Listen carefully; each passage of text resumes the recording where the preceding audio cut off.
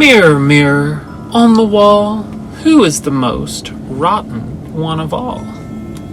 Hello, my darlings, it's your not so evil queen, Joshua Waters, and welcome to another episode of Rotten to the Core. I trust that you all are doing well and have been keeping up with your homework from our many lessons. It has now been a full year of rottenness, and I am so excited to see what my magic mirror has in store for us this year. Now, believe it or not, there are some cases I believed I knew about, but when I put some thought into it, I realized that I had only known about what I had learned from seeing the rotten person portrayed in movies and some shows. Our man on today's episode is a prime example of just that. I was aware of him and what he did, but aside from seeing it played out in shows like Penny Dreadful starring Eva Green, I'm obsessed with her, I'd watch her peel potatoes, I really didn't know anything substantial about all the ghastly details of him and his crimes. Our topic of today is the infamous killer and sex worker's worst nightmare, Jack the Ripper. In our world today, where sex work is ever more popular, I felt that it is essential to be aware of the dangers that are often associated with the career. Aside from some lumps, bumps, and blisters, sex workers are often put in very precarious situations and have to, more often than not, deal with some pretty shady people. Always get your money upfront and never fall in love. I myself am no stranger to a little back alley rendezvous, but I don't charge for it. As Blanche Devereaux once said, there is a fine line between having a good time and being a wanton slur. I know, my toe has been on that line.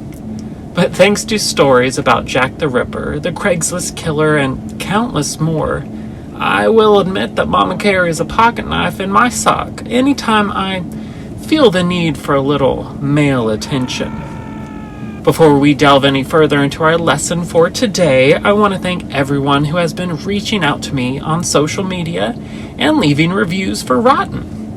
I am a true homebody, and I am living for the opportunity to get to know so many people from all over the world who enjoy the work that I've been doing. Shout out to Trevor. He now has my first ever autograph on some of my new postcards. It's always lovely to hear from friends and family, but there's just something about a stranger giving a compliment that just hits a little differently. Merci beaucoup, mes chéris. This episode will be a little different from our usual, as no one was ever caught or came forward to admit guilt. We don't actually know who he was, aside from some speculation. This is one story we can't go back and look at their childhood or anything else to help us wrap our minds around his rotten actions. What we do know is based on evidence from the bodies of his victims and several specialists who have, over the years, developed a profile on Jack. Part of his lore is that he was never caught, and the case remains one of the most famous unsolved cases in the world. Jack the Ripper began his murder spree in the Whitechapel district in London in August of 1888. He is known to have murdered at least 5 sex workers, and he left their bodies to be discovered in brutal and dehumanizing ways. Some people believe that there were more victims, but on this I like to go off supported evidence over speculative guesstimations.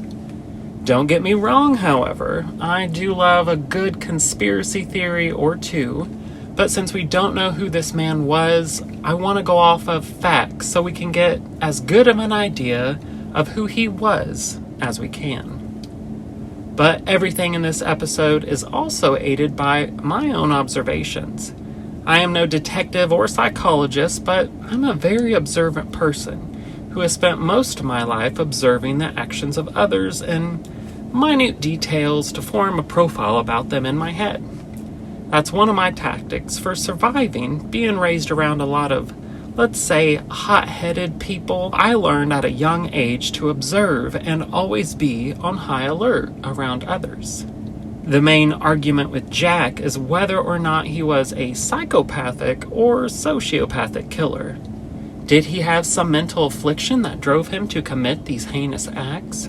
Or was it a complete and separate personality? That wasn't me, that was Patricia. Jack was clever enough to seemingly plan out his attacks and to remove any evidence, even when it would appear that he had to cut things short at one point, pointing to him being a psychopath. The fact that Jack would dress up as someone with money to attempt to lure sex workers to him in dark alleys, how he mutilated and displayed his victims' bodies, also points to sociopathic multiple personality disorder. I say as I actively dress up and drag for entertainment, as well as fantasy fulfillment, a time or two. The first definitive victim of Jack the Ripper was discovered in the early morning of August 31st, 1888, by a man on his walk to work. After seeing a bundle in a gateway, he approached it. The dim street lights at the time didn't really offer much clarity, so he had to get extremely close to make out what it was exactly. Once he drew in closer, he quickly realized that it was the body of a woman. It was on its back with the legs straight out and her skirt was raised over her waist. Her throat was also cut with such depth that her head was almost detached from her body. Both men went to work believing that the police would come across the body shortly. After a constable did discover her and claim that her body was still slightly warm above the joints of her elbows.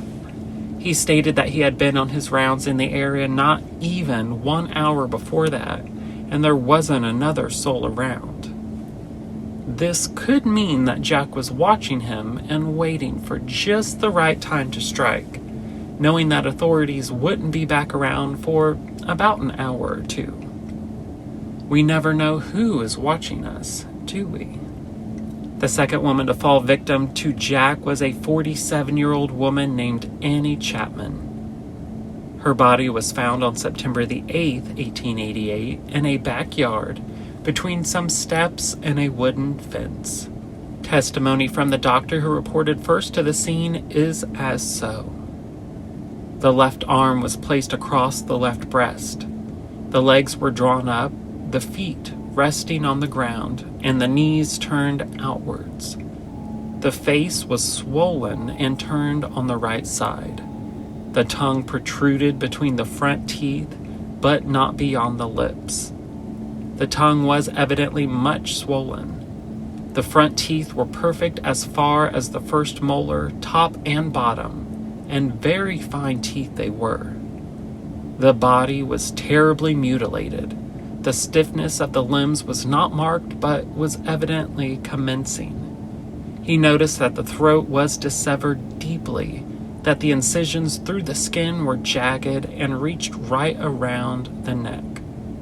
On the wooden paling between the yard in question and the next, smears of blood, corresponding to where the head of the deceased lay, were to be seen. These were about 14 inches from the ground and immediately above the part where the blood from the neck lay. Post-mortem autopsy also found that her womb had been removed by the killer as well. During this time, police and media outlets began receiving numerous letters from people.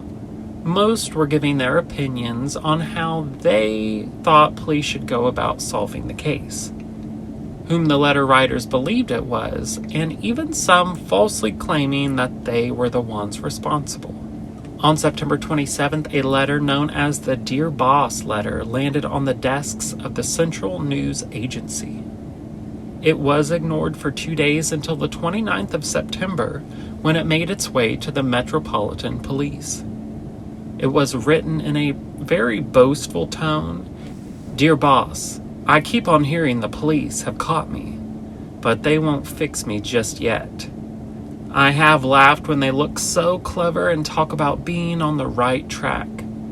That joke about leather apron gave me real fits. Then I shan't quit ripping them till I do get buckled. Grand work. I gave the lady no time to squeal. How can they catch me now? I love my work and want to start again. You will soon hear me of my funny little games. I saved some of the proper red stuff in a ginger beer bottle over the last job to write with, but it went thick like glue, and I can't use it. Red ink is fit enough, I hope. The next job I do, I shall clip the lady's ears off and send to the police officers. Just for a jolly, wouldn't you? Keep this letter back till I do a bit more work, then give it out straight. My knife's so nice and sharp, I want to get to work right away if I get a chance. Good luck. Yours truly, Jack the Ripper. Don't mind me giving the trade name. Wasn't good enough to post this before I got all the red ink off my hands. Curse it. No luck yet. They say I'm a doctor now. Ha ha.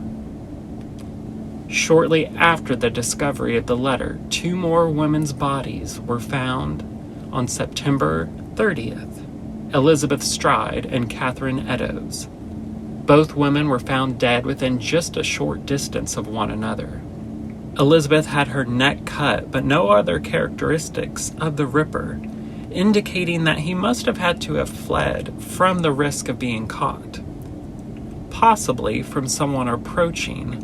The second woman, Catherine, wasn't so lucky. Her body was found mutilated on its back and her skirt lifted to show her most vulnerable parts, just like the others.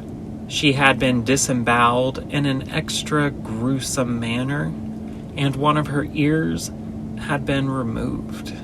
The next day, on October 1st, there was a second, this time postcard, received from Jack.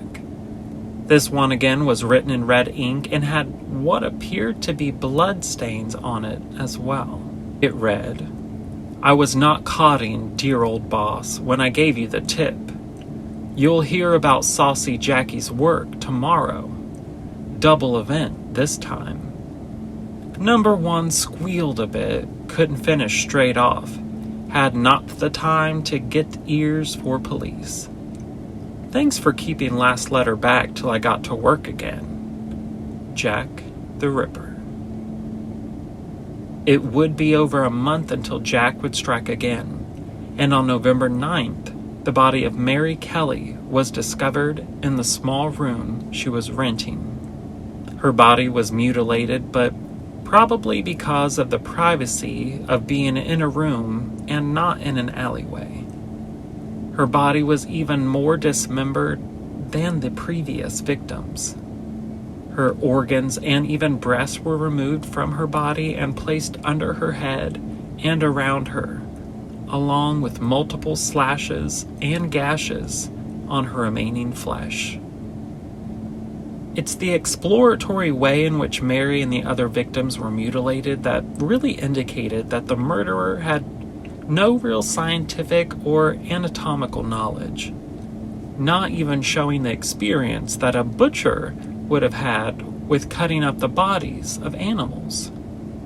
There were several other murders after Mary Kelly that some people believe were from Jack as well, but these are all the definitive ones that we know he committed.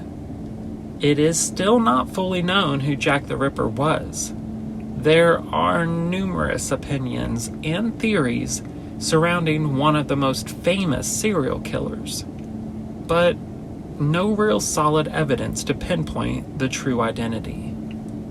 After the last murder, police began swarming the streets and dark and hidden places around London, all in an effort at keeping people safe and finding their man. Whether Jack moved on to somewhere else, whether he was arrested, committed suicide, or he had just fulfilled his rotten bloodlust is all still up for debate as well. Some of the theories are that he was a doctor, a butcher, an affluent gentleman, or even a lower class man, disguised as a rich one to better attract sex workers to him. But to me, based on the handwriting and the letters he sent, I lean more towards an affluent gentleman who had a sick desire to harm women of the night. Most lower class men didn't even know how to read at that time in history, let alone write with such fine penmanship. My own theory is that he had a hatred of sex workers, either from some childhood mommy issues, or from possibly being turned down by women so often. The term incel comes to mind, which is a type of man who is involuntary celibate, and instead of even thinking the problem might lie with themselves, they turn it into a complete hatred of all women. It's not me, it's definitely them type of mentality. The notorious Jack the Ripper. He was a man who sought after and brutally murdered sex workers, ladies who had no family and were reliant on doing what they had to in order to survive. In today's day and age, when ever more people are using sites with fans and friends to make a living, I felt this case was important as a cautionary tale as to just what might truly be lying in the minds of those whom you offer your business services to. You to do what you want and make as much money from your universe-given talents as you can, but maybe let someone know when and where you will be, and have some way to defend yourself. I'd hate for one of us to end up like one of Jack's victims. No one deserves that horrid fate. Well, my darlings, I thank you for joining me on another lesson from history. I hope we all have learned something beneficial from this extremely rotten man and his sickening crimes against sex workers. There is never any shame in supporting yourself, unless, of course, you are causing harm to others. Be careful out there, and for heaven's sake, stop meeting up with shady people in alleyways. We deserve a bed with sheets, or at least a couch. We are queens after all. We owe it to ourselves to know what our worth is. Hear it from me. You are a beautiful soul that deserves all the love and care that the universe can give you. Please join me next time as we learn about more rotten people from history and spin their darkness into light. I hope you all have a marvelous day. Stay safe out there and have each other's backs. There are too many stories about people without someone who get hurt or murdered. We are all the same species. I'm not asking you to stalk someone, but if you see something shady, step in, step up, and help them out. You never know when you might be the one in need of help fighting off someone like Jack the Ripper. If you enjoy listening to Rotten to the Core, please follow me on Instagram at It's Rotten to the Core. I also have a Patreon if you'd like to join. I am going to start adding bonus content after each episode. Just some extra spilling of the tea and less censored. I love the universe, but I cuss a little. I also have new postcards that I'd love to send to you, and that link is patreon.com/It's Rotten to the Core. Take care, and again, thank you for joining me, your not so evil queen, on another episode of Rotten to the Core. Talk at you later. If you enjoy this podcast, go check out some of our other ones at itsarclightmedia.com. I also have a new podcast I do with my brother, available wherever you listen to podcasts, called Mystery Inc. Bye.